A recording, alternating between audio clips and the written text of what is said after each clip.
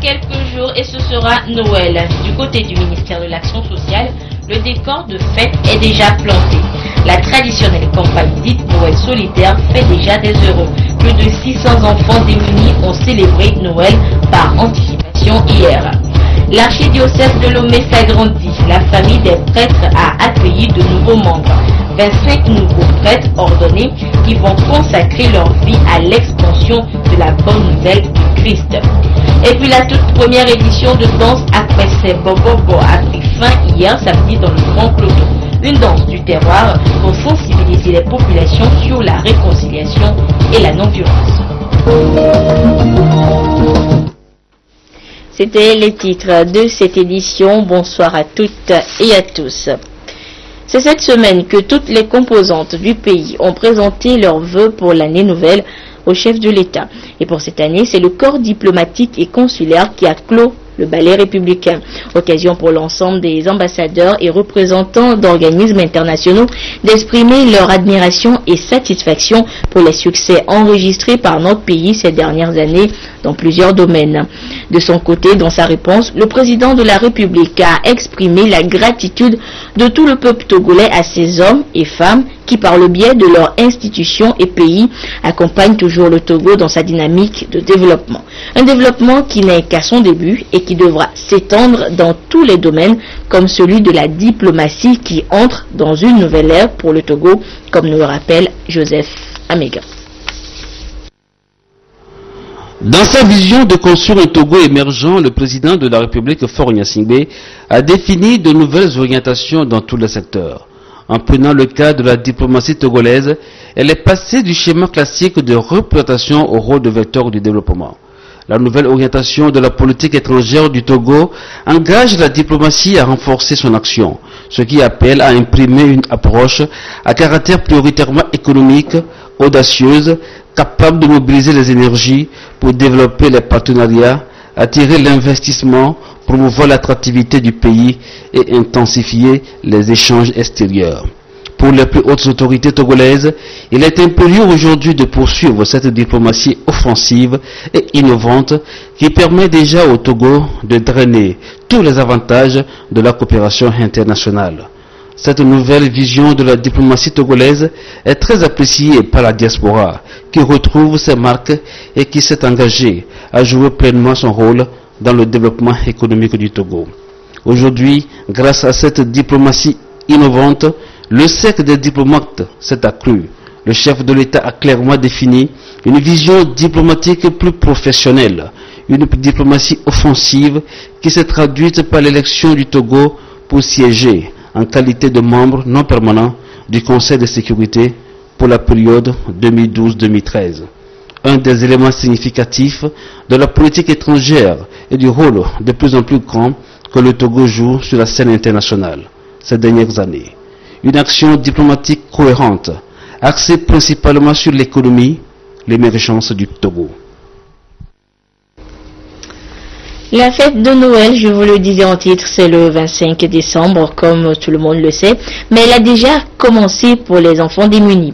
À l'espace Blue Zone de Lomé, autour de la ministre de l'Action sociale, Dédé Arufa Ekwe, 650 enfants ont eu droit à des kits festifs hier. Et c'est l'édition 2014 du Noël solidaire qui démarre ainsi et va couvrir l'ensemble du territoire. Clarisse Atikle. Les enfants démunis des orphelinats dans les 5 arrondissements de Lomé commune et quelques quartiers de la préfecture du Golfe sont déjà dans l'ambiance de la fête de Noël. C'est une grande fête organisée à l'endroit de ces enfants par le ministère en charge de l'action sociale pour leur offrir quelques instants de joie. Ce n'est pas tous les parents qui ont les moyens pour pouvoir organiser cette fête-là à leurs enfants. Donc le ministère apporte les moyens et le matériel qu'il faut pour pouvoir couvrir, pour pouvoir apporter le minimum à ces enfants démunis à travers ces centres et ces orphelinats. Au total, 650 enfants ont eu droit à des kits composés de repas, de boissons et de jouets. L'opération est dénommée Noël solidaire aux orphelins et aux enfants démunis, initiée par le ministère de l'Action sociale à travers l'Agence de solidarité nationale et appuyée par les partenaires. À travers ce projet Noël solidaire, nous travaillons à mettre en œuvre la vision du président de la République, son Excellence M. Faure Zina Nyasingbe, vision qui est celle de la protection et de la promotion des enfants. L'opération Noël solidaire aux orphelins et aux enfants démunis prend aussi en compte les enfants de l'intérieur du pays. L'objectif est d'éviter chez ces enfants le sentiment d'exclusion pendant les fêtes en leur apportant un minimum de gaieté en ces moments où les enfants de Père Noël sont à l'honneur. Ambiance festive également dans la région des Savanes. Dans 3 centres de prise en charge des enfants démunis, le sourire était sur chaque visage grâce à un don du chef de l'État remis aux bénéficiaires par les responsables de la nouvelle jeunesse pour le soutien au président Faure. Le compte rendu avec Désiré Aloïs depuis Dapan. Ils sont les enfants orphelins du centre Vivre dans l'Espérance à Dapan, tout joyeux comme leurs camarades du village d'enfants SOS. Ils sont sûrs d'être dans la jouissance de Noël, fête de la Nativité. Même ambiance au centre Don Orion de Bombouaka à Tandouaré. Toute cette joie est pour cause. Le chef de l'État, Faure Nyasingbe, leur a apporté assistance avec les vivres et non-vivres à travers la nouvelle jeunesse pour le soutien au président Faure. Pour moi, c'est toujours une grande joie que le président se rappelle toujours des enfants orphelins. À la veille de Noël et de la bonne année, c'est une très belle action qui montre aux enfants qui ne sont pas oubliés. Au nom de tous les enfants du centre Don Orion, je tiens à dire sincèrement merci au président Faure. Avec ce soutien du président de la République, tous ces enfants démunis sont aussi dans la gaieté. Nous sommes passés dans différents centres qui regorgent des enfants pour leur transmettre d'abord les souhaits de joyeux Noël du président de la République et surtout de mettre à leur disposition les vivres et les non-vivres, ce qui pourra les permettre de passer de très bons temps de Noël et de fin d'année. Le président de la République manifeste ainsi sa générosité envers les enfants nécessités dans la région des Savanes. De bonnes volontés peuvent, à l'image de Faure Nyasingbe, mettre la joie dans le cœur de ces enfants qui sont dans le besoin pour s'épanouir. Autre actualité, après quelques jours d'échanges, les membres du comité de gestion des télécommunications aéronautiques par satellite en Afrique et océan Indien sont parvenus à des conclusions susceptibles d'améliorer leur système de communication. L'Organisation de l'aviation civile internationale, OACI, veut ainsi continuer à s'investir dans la sécurité de la navigation aérienne à travers la mise en place de moyens de communication fiables et performants. Nous retrouvons Clarisse Aticlé. Les travaux de la 22e session du comité de gestion des télécommunications aéronautiques par satellite ont été axés sur le renforcement de la sécurité aérienne. Les conclusions de cette rencontre sont relatives à la performance et à la fiabilité du réseau des télécommunications par satellite en Afrique et dans l'océan Indien et à la protection du spectre de la fréquence aéronautique. Nous avons adopté la dernière phase du processus d'audit du réseau, de manière à investiguer sur ses capacités, ses forces, ses faiblesses et pouvoir préparer le réseau de l'avenir. Ce réseau va être interconnecté avec d'autres réseaux sous-régionaux pour permettre d'offrir à ces réseaux sous-régionaux des passerelles qui vont permettre de fournir un système de télécommunication pour l'aviation civile internationale. Ce cadre d'échange a permis à l'Organisation de l'aviation civile internationale de pouvoir recueillir les attentes des compagnies aériennes par rapport à la mise en place de supports de meilleure qualité pour leur communication. Cet instrument aidera également l'Agence pour la sécurité de la navigation aérienne en Afrique et à Madagascar, ASECNA, dans ses services. La 22e session du comité de gestion des réseaux de télécommunications par satellite s'est aussi attelée à la préparation de la conférence mondiale de radiocommunication prévue en novembre 2015 à Genève, en Suisse.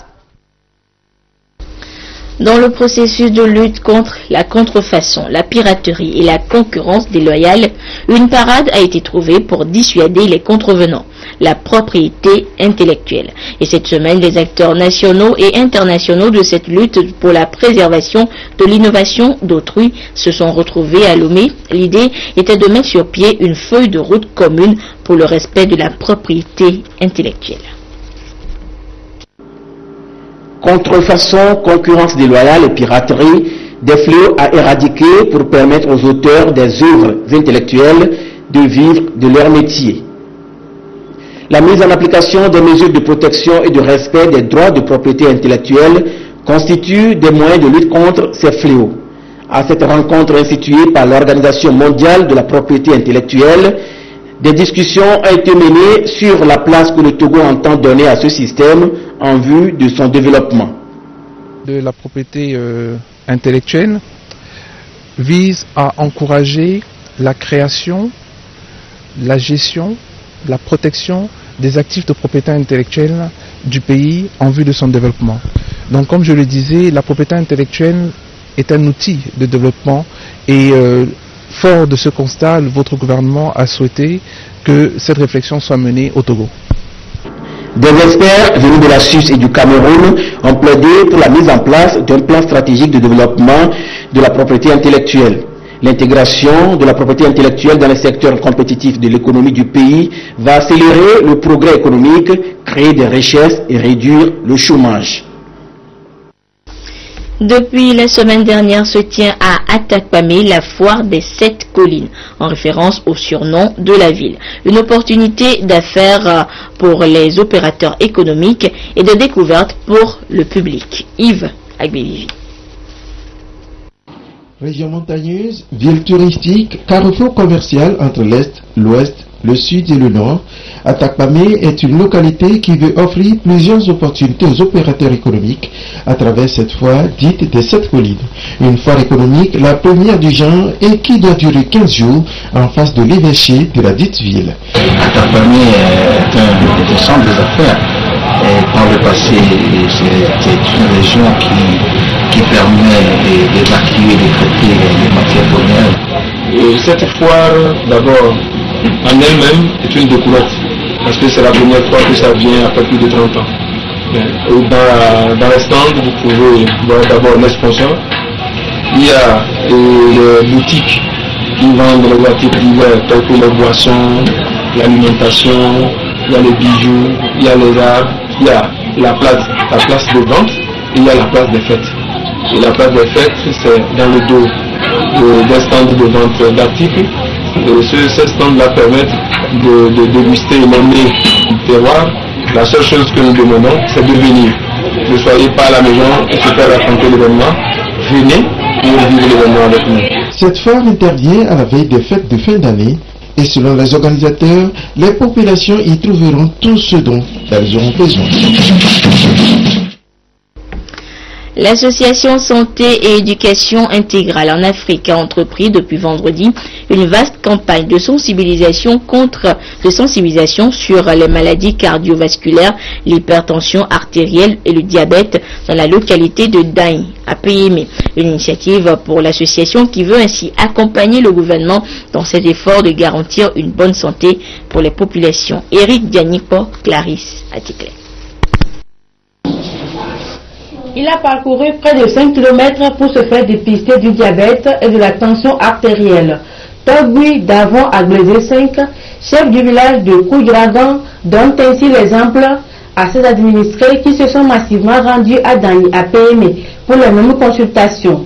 Cette vaste campagne de dépistage gratuit est à l'initiative de l'association Santé et Éducation Intégrale en Afrique, SEI Afrique. Ici, à la direction préfectorale de la santé de Dani à Péémé, la satisfaction est totale.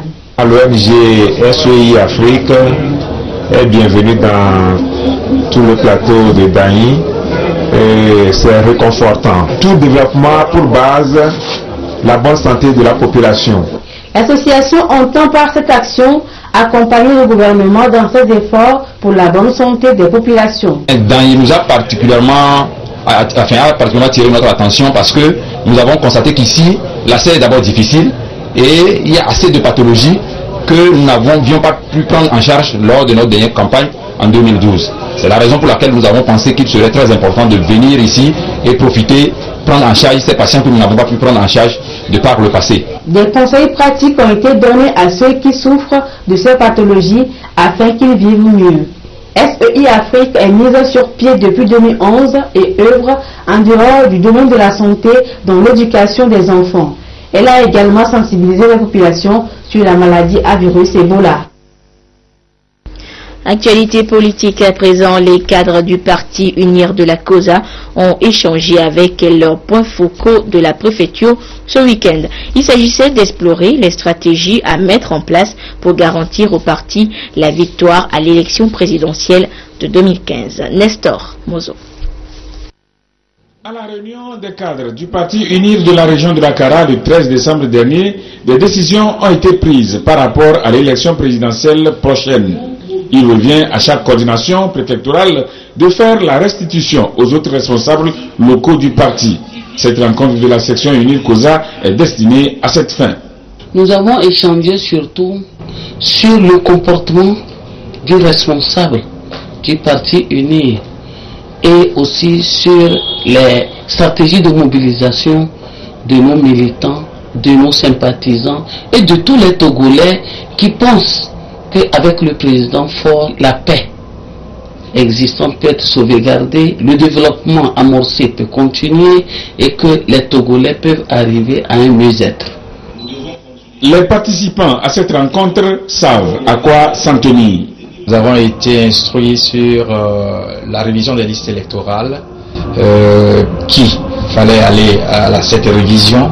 Et nous avons été instruits également sur la stratégie de mobilisation des militants du parti Unir pour que le parti remporte de façon éclatante la victoire aux élections de 2015.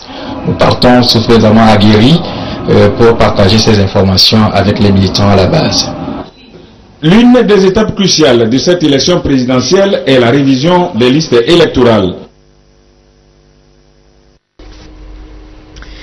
À Sokodé, les jeunes de la région centrale pour la paix et le développement ont tenu un point de presse hier. Ils se sont prononcés sur la question des réformes constitutionnelles et institutionnelles qui alimentent les débats ces derniers jours dans notre pays. La marque Bojona.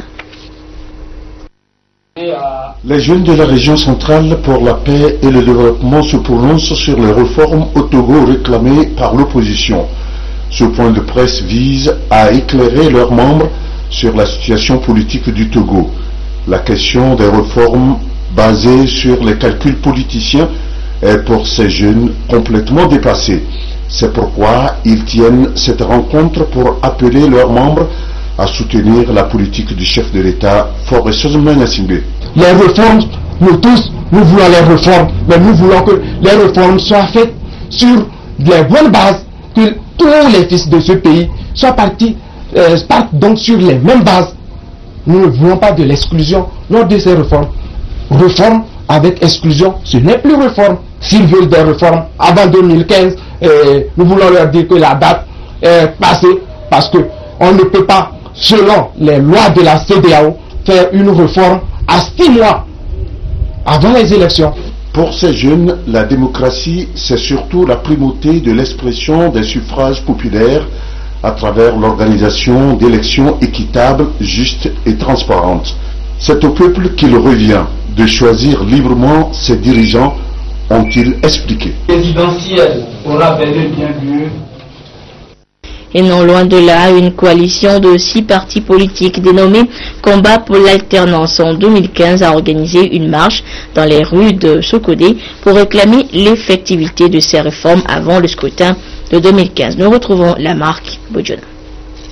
Marche organisée par la synergie des organisations de défense des droits de l'homme et CAP 2015 a rassemblé les militants des partis ANC, PSR, CDPA, BDS Togo, MRC, PDP et Santé du Peuple, et chuté sur le stade annexe de la ville, où les responsables ont tenu un meeting de sensibilisation sur les réformes au Togo.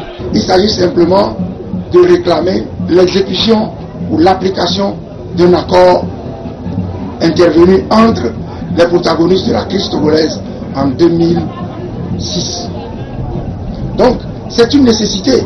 Nous mobilisons le peuple togolais pour le sensibiliser, pour qu'il comprenne la nécessité d'obtenir les réformes. Les intervenants à ce meeting ont tour à tour expliqué à leurs militants le bien fondé de ces réformes. Ils leur ont ensuite demandé de rester mobilisés et vigilants afin de faire aboutir ces réformes.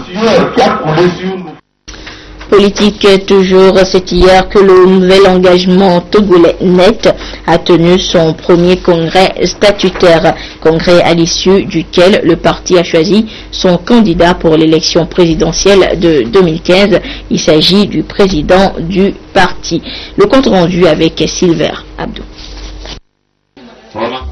Ils sont venus de tous les horizons du Togo pour prendre part au tout premier congrès de leur parti, le NET, Nouvel Engagement Togolais. À cette conclave, les responsables du NET appellent les militants et sympathisants à construire le Togo dans la diversité. Cette formation politique veut donc amener la jeunesse à s'engager dans la culture de la bonne gouvernance et de l'état de droit, vision qu'elle s'est assignée depuis sa création il y a 2 ans. Au terme des travaux, le président du parti, le NET, a été investi par les membres pour la présidentielle de 2015. Il y a eu 3 grands points sur lesquels les congressistes ont planché. Le premier point, c'est concernant les questions du genre. Vous savez que c'est des questions qui sont très importantes. Et le NET a insisté sur une meilleure prise de responsabilité, une meilleure présence de la femme dans la société togolaise. Le deuxième point concerne les perspectives sur la question les textes fondamentaux du NET. Et le NET insiste sur l'obligation de faire la réforme constitutionnelle, institutionnelle. Et sur l'avenir du NET, les congressistes ont décidé de porter la candidature du NET aux prochaines élections. Mais une candidature, on précise bien, à titre conservatoire. Des responsables et représentants de 15 partis politiques ont pris part à l'ouverture des travaux de ce congrès. Ils ont salué l'engagement du NET dans cette stratégie de recherche de la solidarité et de la paix au Togo. Je pense que tout le monde a la passion pour le Togo, tout le monde veut faire de grandes choses pour le Togo, mais dans la modération. C'est dire que le NET, c'est un parti qui est promis un bel avenir. Et puis avoir les prises de position du leader de ce parti, je crois que c'est assez rationnel, assez lucide. Plusieurs recommandations ont été faites, entre autres la promotion d'une justice libre, la formation citoyenne, seul gage de développement harmonieux du pays. La femme dans la succession était au centre des échanges hier entre les responsables du mouvement pour l'épanouissement de la jeunesse d'Agoué lycée et la junte féminine de la localité. Une manière pour les organisateurs de rappeler aux femmes leurs droits et place dans la société. Florence Kwepas, Silver Abdou. Champ d'information sur le respect de la femme initié par le mouvement pour l'épanouissement de la jeunesse d'Agoué lycée dit non à toute forme de discrimination contre les femmes. Les différents intervenants ont plaidé pour le droit des femmes à la succession, droit souvent battu en brèche dans les communautés.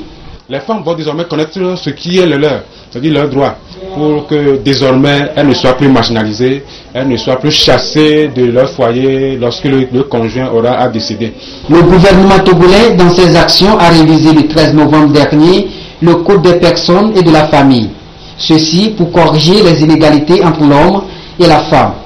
Cette activité vient soutenir cette volonté politique destinée à promouvoir la femme. C'est la lutte de tout le monde, et bien en appui de toutes les actions que mène le gouvernement et l'État togolais en général. Nous avons parlé aux femmes des droits successoraux, c'est-à-dire comment est-ce que la succession s'organise lorsqu'un conjoint décède. Également dit aux femmes qu'elles ont le droit de refuser des rites dégradants au décès de leur mari. Le mouvement pour l'épanouissement de la jeunesse d'Agoué lycée est créé en 2011 et vise la promotion, le bien-être et le développement de la jeunesse du Togo. Il lutte en particulier pour l'émancipation de la femme. Ordination sacerdotale hier de 25 prêtres dans l'archidiocèse de Lomé. Un événement historique qui voit s'agrandir ainsi le clergé catholique du diocèse de Lomé. Le compte rendu de la célébration avec Isidore Koubati. Dieu qui est à Lomé vit un instant mémorable de son histoire, l'ordination de 25 nouveaux prêtres de Jésus-Christ, une première dans l'archidiocèse de Lomé. Tout a commencé avec l'entrée des ordinants du clergé vers l'autel du Seigneur pour dire la grand-messe consécratoire. Et selon les normes de l'Église, les ordinants se sont conformés à des rites.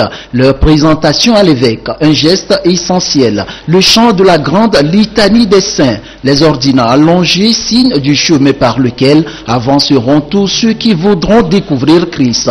Et enfin, l'imposition des mains de l'évêque, suivie de la prière consécratoire.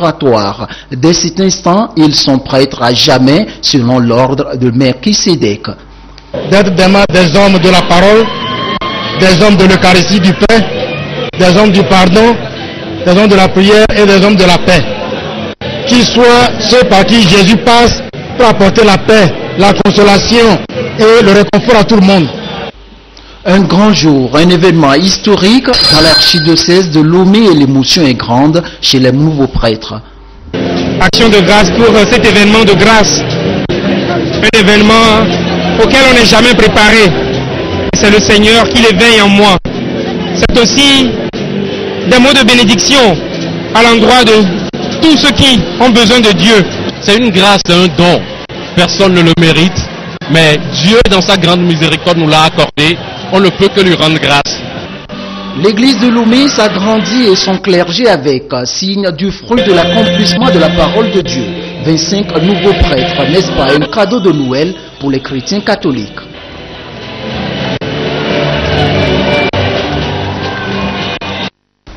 Et Monseigneur Joseph Batora Balong totalise, lui, déjà 40 ans au service de Dieu. Un jubilé de Mérode célébré dans la ferveur à l'église Santa Maria dans le village d'Acroconsou d'Amblita. La marque Bodjona.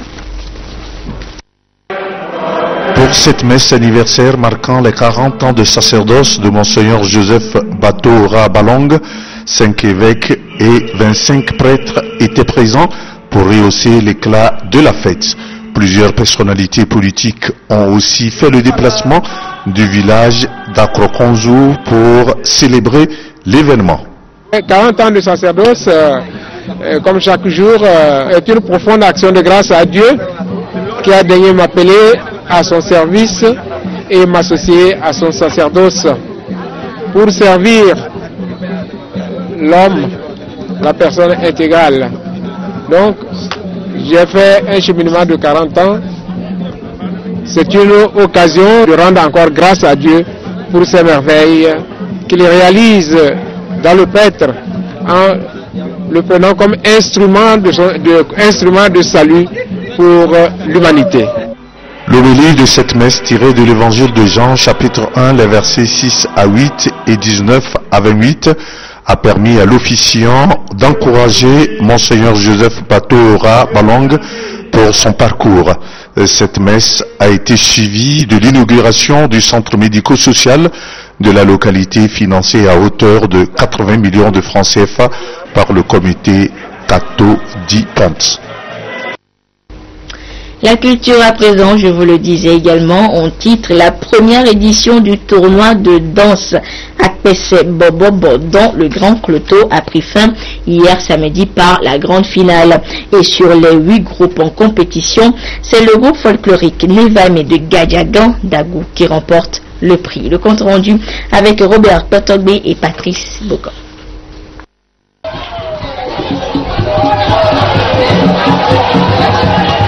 Le verdict est tombé au bout de 2 heures de spectacle. Le groupe Nevame Dagou remporte la finale du concours de folklore Akpese Bobobo, organisé par l'association Vision Sud. Il est suivi en 2e position par Dunino Dagomekouji.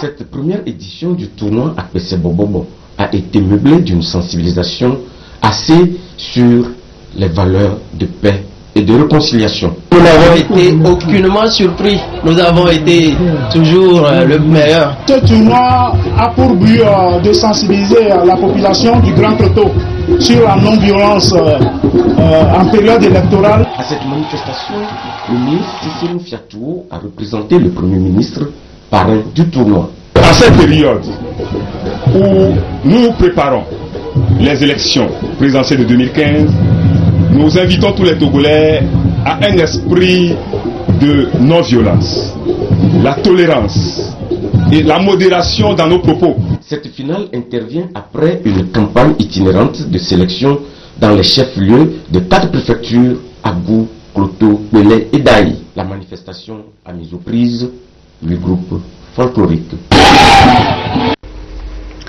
Après le concert pour ses 40 ans de carrière musicale, l'artiste togolais Jimmy Hope se prépare une fois encore pour un autre spectacle, cette fois la nuit de la Saint-Sylvestre, le 31 décembre prochain, à Piu Plage, à Lomé. Et il a annoncé à travers une conférence de presse à laquelle ont pris part Emmanuel Adiaklo et Esther Laclé. Voici le reportage.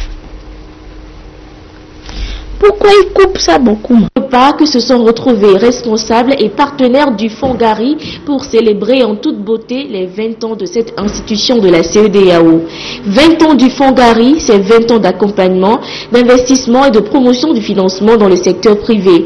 Banques, entreprises, toutes sont satisfaites des prestations du Fonds Gari. C'est un outil qui nous a permis de financer beaucoup plus l'économie, donc de jouer un rôle moteur dans le financement de l'économie, dans la création de la valeur ajoutée. Tout ce que je peux dire, c'est qu'une telle institution mérite d'être encouragée. En 20 ans, c'est 1,100 milliard de francs CFA d'investissement réalisés, 380 milliards de financements mobilisés dans le secteur privé des pays membres de la CEDEAO, 180 milliards de prêts garantis, 110 entreprises touchées dans 14 pays. Le bilan est fort louable, mais des défis restent à relever. Les défis à relever, c'est peut-être de se rapprocher davantage des entreprises. Financer l'investissement dans le secteur privé, financer le secteur privé nécessite d'être à côté de ce secteur privé, d'être proche. Institué depuis 1994 sous l'initiative de la Banque ouest-africaine de développement BOAD, le Fonds Gari est un mécanisme élaboré pour inciter les banques et établissements financiers de crédit à promouvoir l'investissement privé dans l'espace CEDEAO. Vous l'aurez compris, vous venez plutôt de suivre un reportage sur la célébration des 20 ans d'existence du Fonds de garantie des investissements privés en Afrique de l'Ouest. Et je vous disais donc que l'artiste Jimmy Hope se prépare pour un autre spectacle après son concert marquant ses 40 ans de carrière musicale. Et cette fois, ce sera à Piu Plage à Lomé le 31 décembre prochain. Emmanuel Adiaklo et Esther Laclé.